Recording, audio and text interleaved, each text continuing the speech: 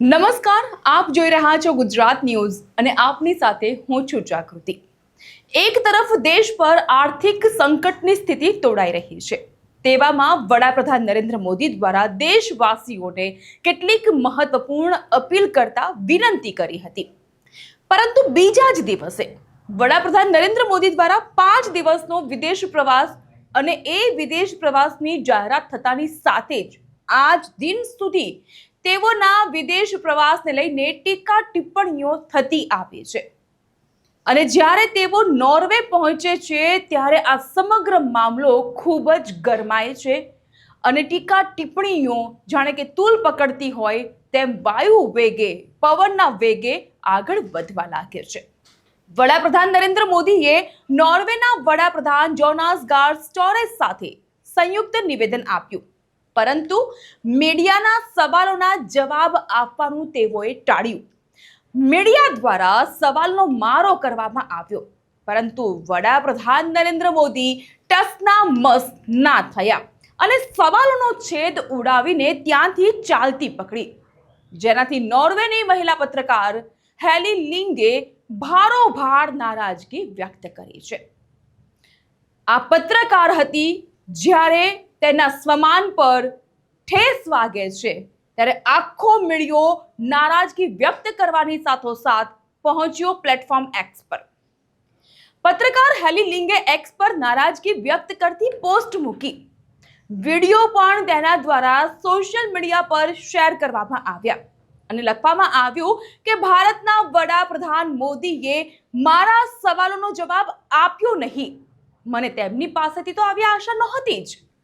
Norway world press freedom ઇન્ડેક્સમાં પ્રથમ સ્થાન પર આવે છે, એટલે સમજી લો કે એ દેશમાં પત્રકારોને કેવા પ્રકારની આઝાદી મળતી હશે અને કેવા પ્રકારનું ત્યાંનું તંત્ર ચાલતું હશે કે જેના કારણે નોર્વે દેશ વર્લ્ડ પ્રેસ ફ્રીડમ ઇન્ડેક્સમાં પ્રથમ સ્થાન પર હોય, જ્યારે કે ભારત આ જ ઇન્ડેક્સમાં છેક 157માં સ્થાને છે।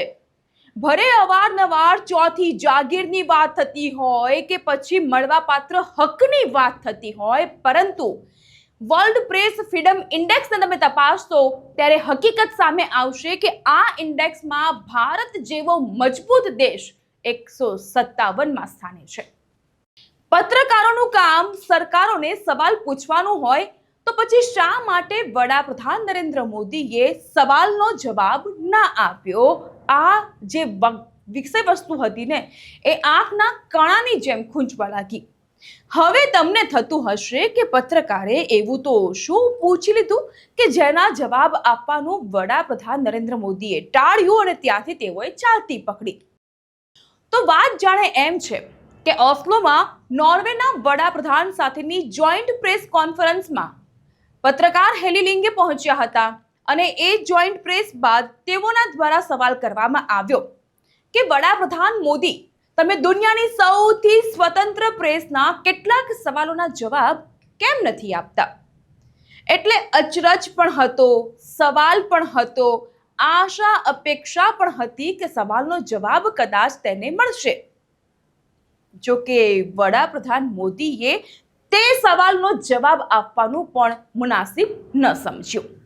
વડાપ્રધાન મોદીના બસ આ જ વર્તનથી નારાજ થયેલી પત્રકારે એક્સ પર પોસ્ટ કરી નારાજગી વ્યક્ત કરી।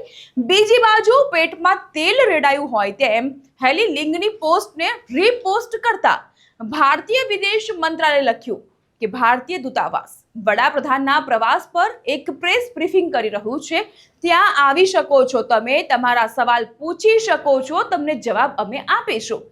તેથી હેલી લિંગ પાછી એ પ્રેસ બ્રીફિંગમાં પહોંચે છે તો ત્યાં પણ તેમની સાથે ભારતીય અધિકારીઓ બોલાચાલી કરે છે અને એ વિડીયો પણ હેલી લિંગે એક્સ પર મૂક્યો છે। તો હેલી લિંગના સહયોગી પત્રકાર સીબી જ્યોર્જના સવાલ પર પણ જવાબ ન મળતા હેલી લિંગે ફરી એક વખત સ્પષ્ટતા કરતું કહ્યું કે મેં ક્યારેય વિચાર્યું નહોતું કે મારે આ લખવું પડશે, પરંતુ હું કોઈ વિદેશી સરકારની જાસૂસ નથી। તેમણે કહ્યું કે તેઓ માત્ર ને માત્ર પત્રકાર છે અને નોર્વેમાં પત્રકારત્વનું કામ કરે છે। હવે આ વિવાદ એટલો બધો વધ્યો કે કોંગ્રેસ પણ તેમાં કૂદી પડી. કોંગ્રેસે પણ આ મુદ્દામાં ઝંપલાવ્યું છે.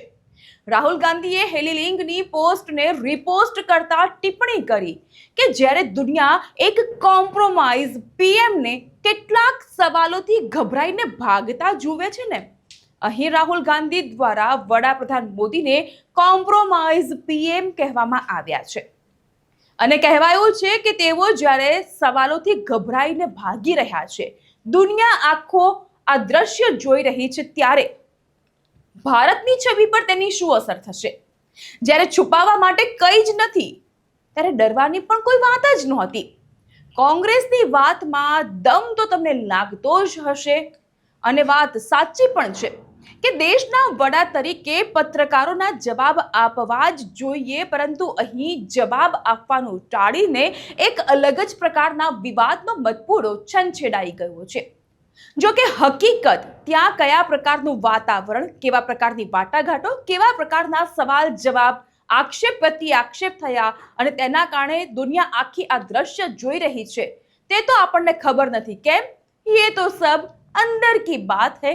હવે આ વાત જ્યારે આધિકારિક પુષ્ટિ દ્વારા સામે આવશે ત્યારે ખ્યાલ આવશે કે આખરે નોર્વેમાં ઊભા થયેલા આ બખેડાનું સત્ય હતું તો હતું શું.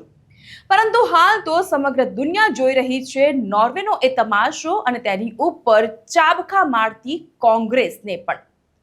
તો દર્શક મિત્રો, રાજકીય ઉથલપાથલની સાથોસાથ ગુજરાત દેશ અને દુનિયામાં શું બની રહ્યું છે તેની લેટેસ્ટ પડેપડની અપડેટ માટે આપ જોડાયેલા રહો ન્યૂઝ ગુજરાત સાથે. અને જો આપે આ ચેનલને સબસ્ક્રાઇબ નથી કરી તો ચેનલને સબસ્ક્રાઇબ કરવાનું ભૂલતા નહીં. આજે જ ચેનલને સબસ્ક્રાઇબ કરો કે જેથી કરીને પડેપડના અપડેટ્સ આપના સુધી પહોંચતા રહે.